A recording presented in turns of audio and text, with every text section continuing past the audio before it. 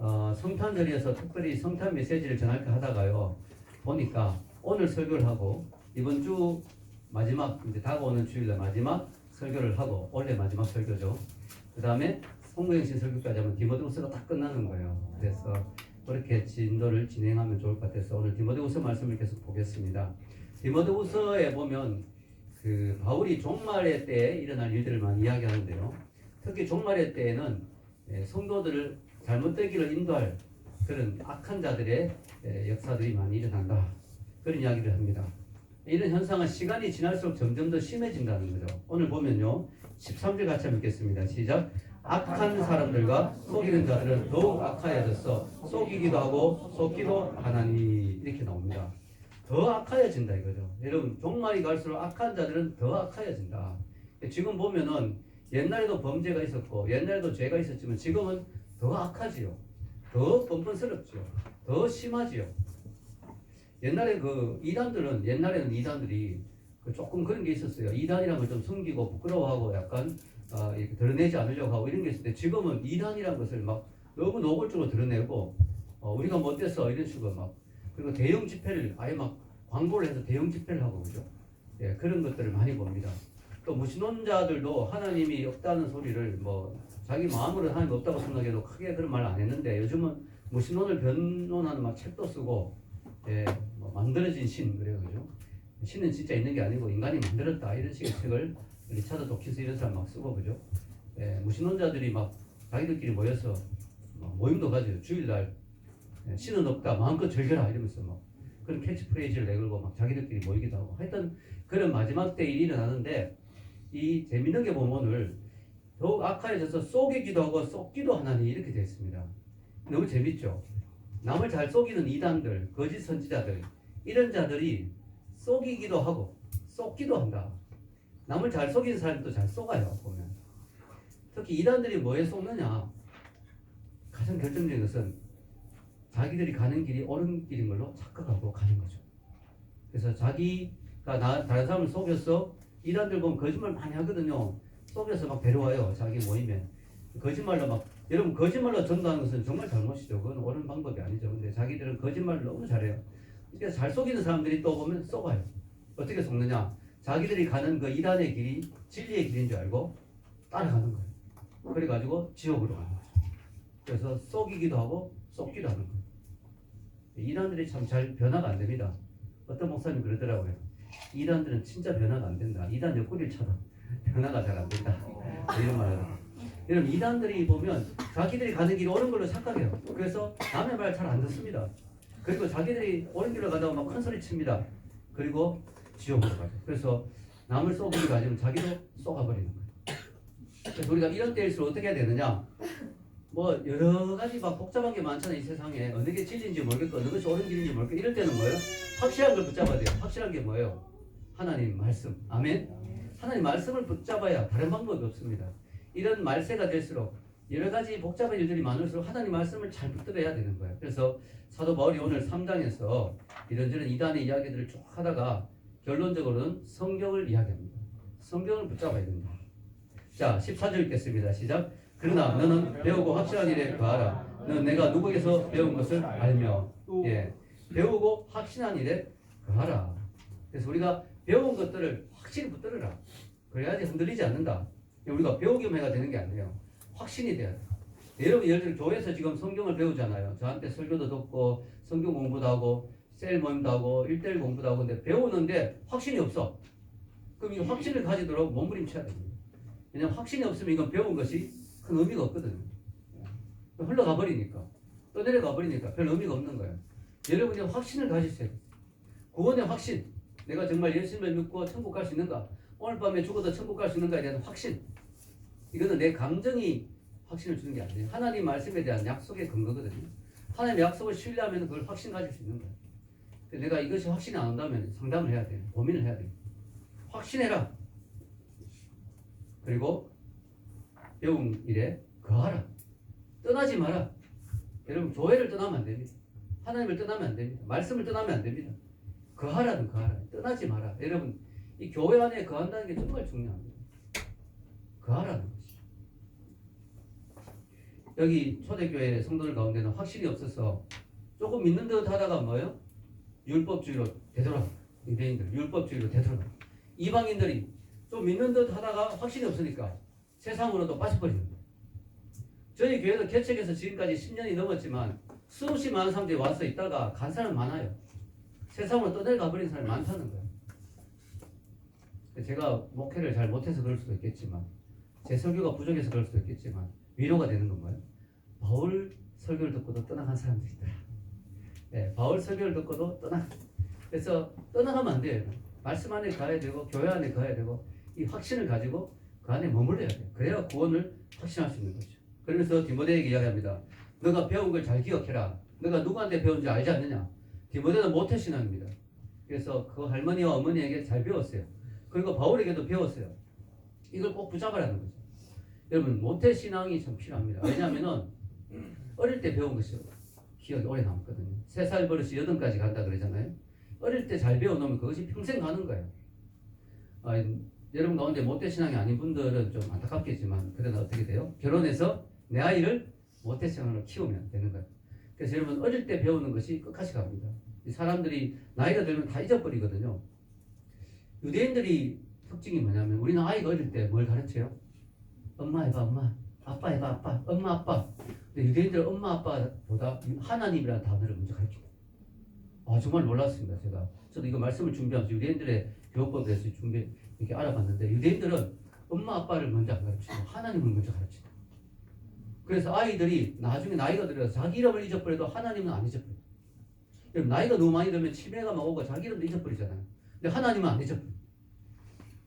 그래서 유대인들이 하는 말이 있어요. 자기 이름을 알기 전에 하나님을 알고 자기 이름까지도 잊어버려도 율법은 잊어버리지 않는다. 유대인들이 하는 말. 그래서 아이들 어릴 때부터 막 하나님을 너무 잘 가르치는 거죠. 그리고 여러분 그거 아시죠? 유대인들은 성경에 꿀을 발라가지고 아이에게 활게 하는 거예요. 네. 지아가 이제 뭐 막 오징어도 빨아먹고 막 이럴 때 성경에 꿀을 발라. 그래서 성경을 활게 만들어. 아이가 뭘 느끼냐? 성경은 이렇게 달콤하다. 하나님 말씀이 이렇게 달구나. 이걸 아이가 온몸으로 막 느끼게 하고. 이런 참 철저한 그 방법을 유대인들은 가르치는 거예요. 그래서 디모데야, 너 어릴 때부터 성경을 배웠지 않느냐? 여기서 떠나지 말고 이 확실해서 떠나지 마라. 여러분 15절 읽겠습니다. 시작. 또 어려서부터 성경을 알았나니 성경은 너희 너로 하여금 그리스도 예수 안에 있는 믿음으로 말미암아 구원에 이르는 지혜가 있게 하느니라. 왜 성경이 그렇게 중요합니까? 성경은 이 세상에 어떤 책도 줄 수 없는 걸 줘요. 그게 뭐예요? 구원입니다. 구원. 이 세상에 어떤 책이 구원을 줄 수 있겠어요? 여러분 시중에 나와서 베스트셀러 책 사서 본다고 우리가 구원을 받는 법 알 수 있을까요? 학교에 나와서 열심히 교과서를 공부한다고 경제학 원론, 뭐 심리학 원론 아무리 열심히 공부해도 구원에 대한 방법을 알 수 있을까요? 없어요. 이 세상에 어떤 책도 우리에게 구원을 줄 수 있는 책이 없어요. 우리가 천국 가고 싶잖아요. 근데 천국 가려면 천국 가는 맵이 필요해요. 지도가 필요한데 지도가 없으면 우리가 못 찾아가요. 근데 천국 가는 내비게이션 지도가 뭐냐? 성경이라는 거예요. 이 세상에 이런 책이 없다는 거예요. 근데 성경은 우리에게 구원을 주는 지혜를 준다. 아멘? 너무 감사한 거죠. 성경을 읽다 보면 예수님을 만납니다. 예수님이 구원의 길이거든요. 예수님 내가 곧 길이요 진리요 생명이다. 길이라는 거예요. 예수님이. 천국 가는 길이라는 거야. 예수님을 성경 읽다가 예수님을 딱 만나게 되면 어떻게 돼요? 천국 가는 길을 딱 발견하게 돼요. 그래서 성경이 너무 중요한 거예요. 성경의 주인공은 누구라고요? 예수님이다. 이렇게 쓴다. 예수님이 요한복음 5장 39절에 이렇게 말씀하셨죠. 너희가 성경에서 영생 얻는 줄 생각하고 성경을 용납하니와 이 성경이 곧 내게 대하여 증언하는 것이니라. 아멘. 구약은 뭐예요? 오실 메시아. 신약은 오신 메시아. 신약의 요한계시록은 다시 오실 메시아. 성경 전체는 메시아이신 예수님을 증거하기 위해서 쓰여진 책이에요. 성경을 열심히 읽었는데 예수님을 못 만났다. 그럼 어떻게 될까요? 새로 읽어야 돼요. 새로 읽어야 돼요. 다시 읽어야 돼요. 성경을 읽었는데 예수님을 못 만났다면 다시 읽어야 돼요. 네, 특히 뭐 66권 다 읽기 힘드니까요. 요한복음을 저는 권하고 싶습니다. 여기 우리 초신자분들도 있는데 성경의 요한복음을 꼭 읽으십시오. 요한복음이 왜냐하면 요한복음이 쓰여진 목적이 뭐냐면 예수님을 만나게 하는 목적으로 요한복음을 썼어요. 요한이 내가 이것을 너에게 쓴 것은 너에게 영생을 주기 위해서 썼다.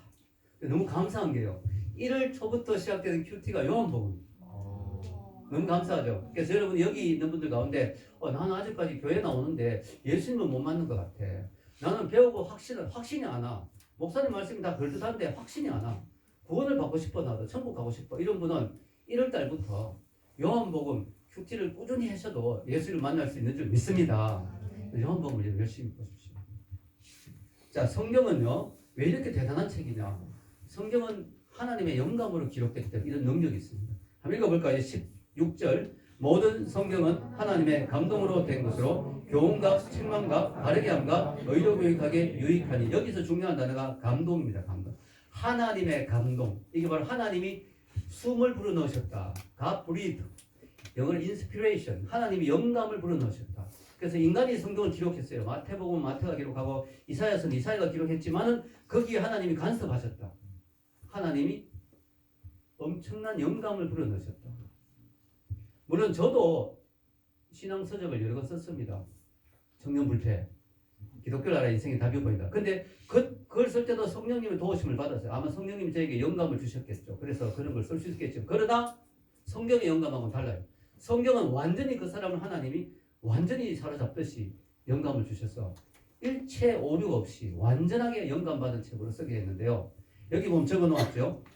완전 영감설. 이 말은 뭐냐면 성경에 어떤 책은 영감되었고 어떤 책은 영감되지 않았다. 이게 아니고 66권 전체가 다 영감되었다고 보는 것이 완전 영감설입니다. 여러분 그 근거가 어디냐? 오늘 말씀에 모든 성경이랬죠. 모든 성경은 하나님의 감동을 했다. 그래서 성경 66권 전체가 다 완전히 영감됐다고 보는 거예요. 그리고 또 한 글자 한 글자가 다 영감됐다. 이게 뭐예요? 축자적 영감설. 한 글자 한 글자가 다 영감됐다.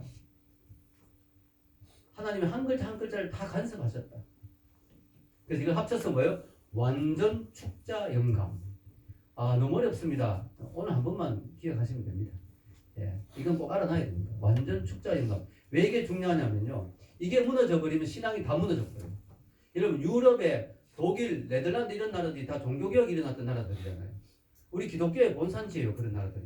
근데 거기 지금 교회들 다 무너졌어요. 왜 무너진지 아세요? 자유주의 신학이 들어가면서 성경의 영감설을 부인하기 시작했습니다.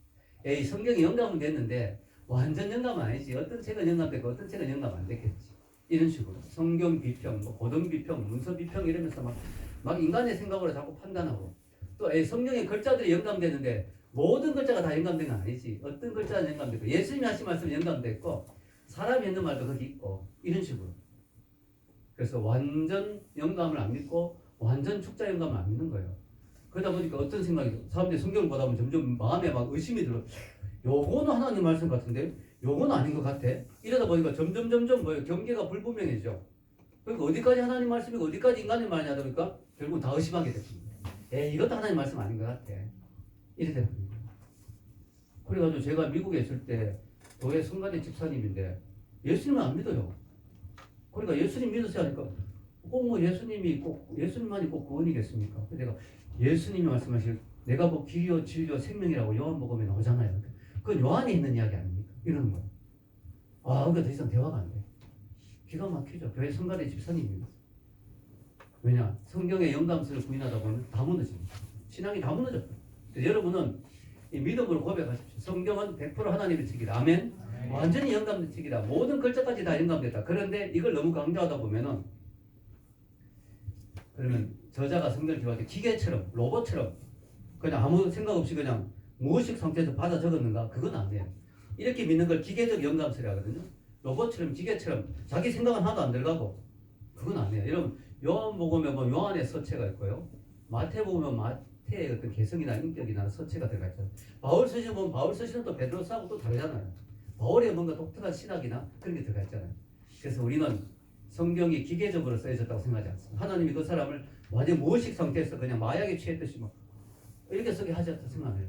그리고 어떤 사람은 그걸 완전 반대로 또 하나님의 영감은 전혀 없고 종교 천재들 바울이 머리가 너무 좋아가지고 요한이 머리가 너무 좋아가 너무 영감이 뛰어나가 종교적인 영적인 능력이 너무 뛰어나서 썼다. 그러면 성경이 또 문학 작품밖에 안 돼요. 인간의 문학 작품밖에. 이걸 자연적 영감설이라거든요. 그냥 자연인이 하나님의 간섭 없이 자연인이 인간이 그냥 자연스럽게 썼다. 종교적 천재들이. 그건 또 아니에요.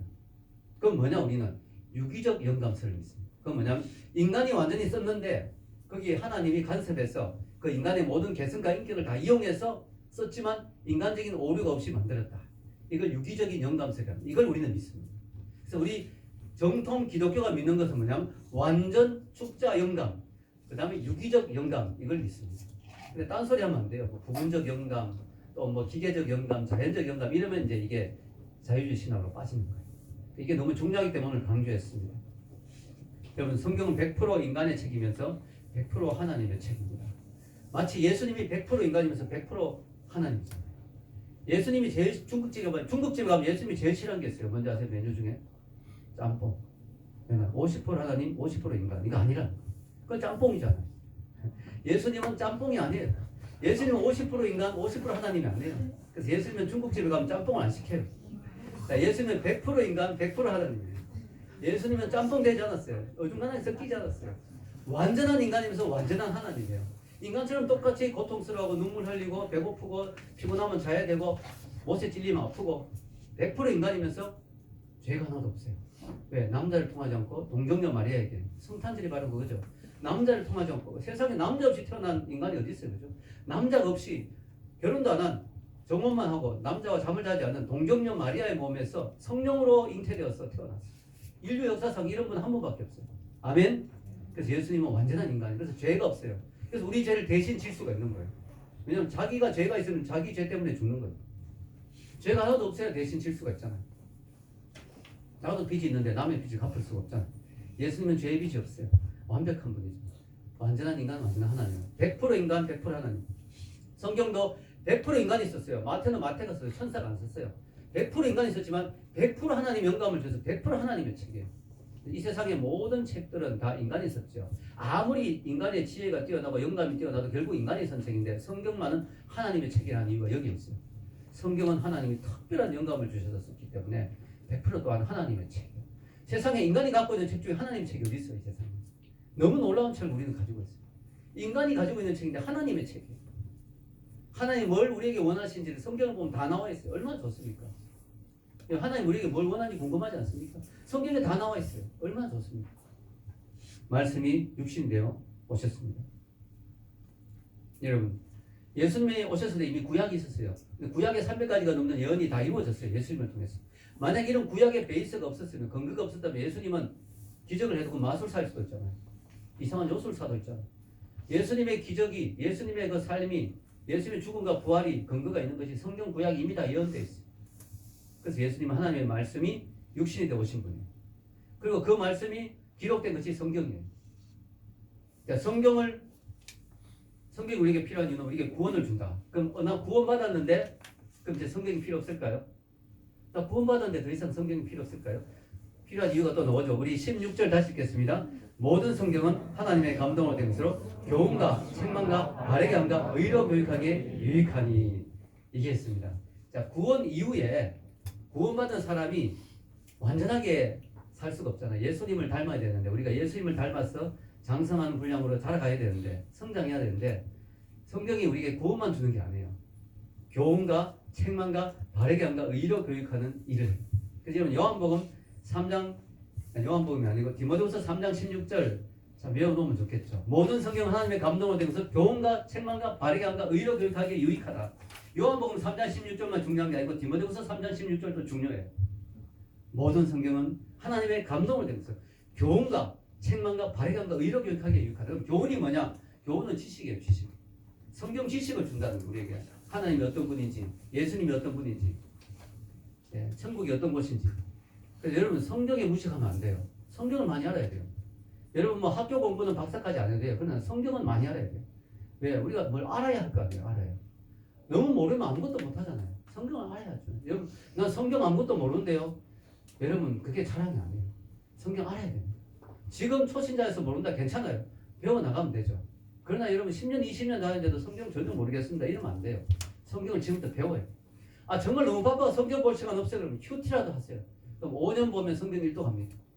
큐티 스케줄이 그렇게 돼 있어요. 5년 따라가면 성경 1도 가게 돼 있어요. 그래서 큐티라도 꾸준히 하세요. 그래서 여러분이 성경을 많이 알아야 돼요. 교훈. 두 번째는 책망이죠. 성경은 우리에게 죄를 지적하죠. 죄를 지적해요. 그래서 지금 성경 읽다 마음이 찢을 때가 있죠.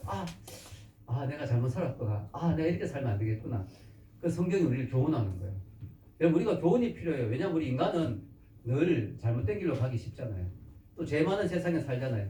그래서 예수님 처음 믿을 때는 뜨거웠고 주님 뜻대로 살려고 막 마음먹어도 인간이니까 세상을 살다 보면 또 자꾸 딴 길로 나가게 되거든. 그럼 그때마다 말씀을 자꾸 책망을 받고 방향을 잡고 마치 그 나침반처럼 그죠?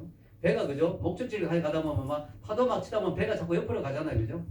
떠내려가잖아요. 옆으로. 그러니까 자꾸 그때마다 체크를 해야죠. 매일매일 나침반을 체크하면서 방향을 잘 잡고 있는가? 이런 매일 교정해야 돼요. 매일. 그래서 책망. 근데 책망만 하면 사람이 삐뚤어져요. 자꾸 죄만 지적하면 사람이 나중에 막 삐뚤어져요. 그러니까 바르게 하는 게 필요해요. 바르게 하는 거. 바르게 딱 만드는 거죠. 그래서 책망만 받는 게 아니고 그러면 내가 이렇게 살면 안 되겠다. 그럼 어떻게 살아야 되지 하는 걸 알려줘야 될 거 아니에요.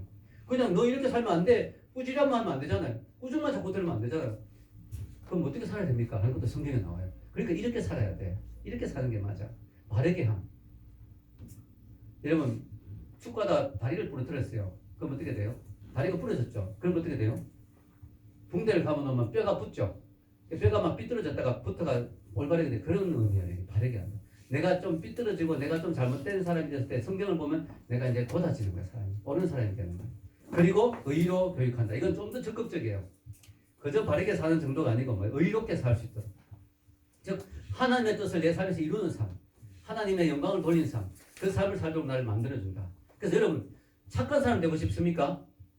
어려운 거 아니에요. 성경 열심히 읽으면 착한 사람 되게 돼 있어요. 올바른 사람 되게 돼 있어요. 성경 열심히 읽으면요. 성경의 영감이 나에게 오거든요. 성경의 감동이 나에게 오거든요. 그래서 나도 하나님 말씀 읽다면 나도 하나님 닮아가게 돼요. 아멘? 여러분 나쁜 책 읽으면 자꾸 사람이 악해지잖아요. 좋은 책 읽으면 좋아지잖아요. 근데 최고 좋은 책이 성경이에요. 성경 열심히 읽으면요. 저절로 착한 사람이 되고 옳은 사람이 되고 바른 길을 걷는 사람이 되게 돼 있어요. 어떤 목사님이 라디오 방송을 진행하는데 성경이 인류에게 정말 귀한 책입니다 했더니 시청자 중 한 사람이 에이 성경이 뭐 인간에게 도움이 됩니까? 성경이 뭐 그렇게 대단한 책입니까? 이렇게 연락이 왔어요. 쪽지가. 그러니까 목사님 그걸 보고 이렇게 시작했어요. 성경이 인간을 얼마나 올바르게 만드는지 예를 들어 보겠습니다. 여러분이 만약에 LA 한복판에 밤 12시에 자동차가 고장났다고 생각해보세요. 제가 LA에 살았는데 LA 밤 되면 불 다 꺼져요. 우리나라 불이 막 밤에 켜졌는데 다 꺼져요.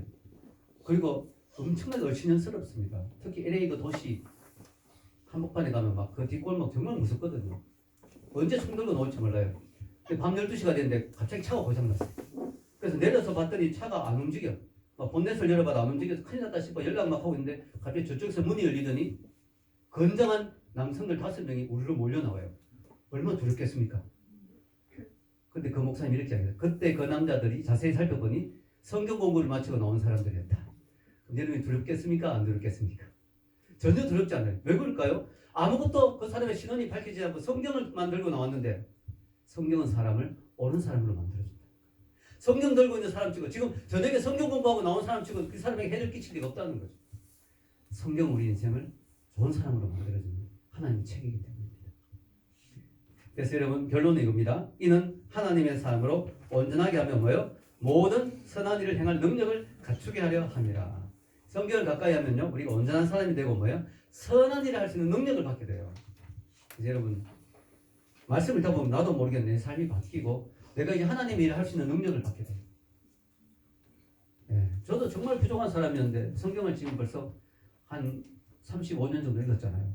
나도 모르게 참 사람이 많이 바뀌더라고요.